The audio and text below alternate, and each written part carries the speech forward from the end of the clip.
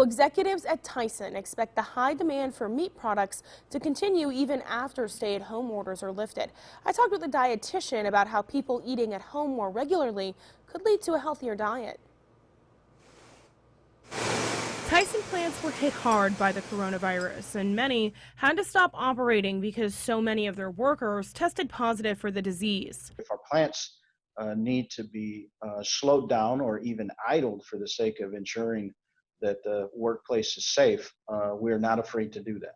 And when Tyson idled some of their plants, it affected the supply chain. We have seen reductions in productivity, primarily on the red meat side of the business, where we have seen the biggest impact. That impact came at a time when demand for meat products were higher than normal due to stay-at-home orders. I expect for that demand to continue. This virus has impacted demand in a big way. Erica Hill is a dietitian and PhD student at Purdue University.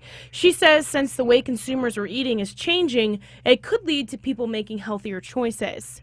So when you're eating out at restaurants, you oftentimes don't have as much control over the individual ingredients that go into it and portion sizes. So I think that's kind of an advantage to eating at home. Well, it's hard to say if people will continue to eat at home more often as the country continues to open back up. It really depends on the individual consumer. There are ways to eat healthier when we venture back out to restaurants. You can make easy substitutions at restaurants that are perhaps more nutrition or like health conscious.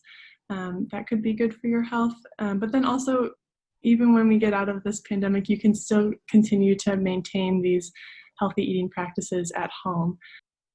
Well, Tyson says their productivity levels are slowly getting back to normal, and they do hope by the time restaurants are open to full capacity, they will be back up and running to the levels they were before the pandemic.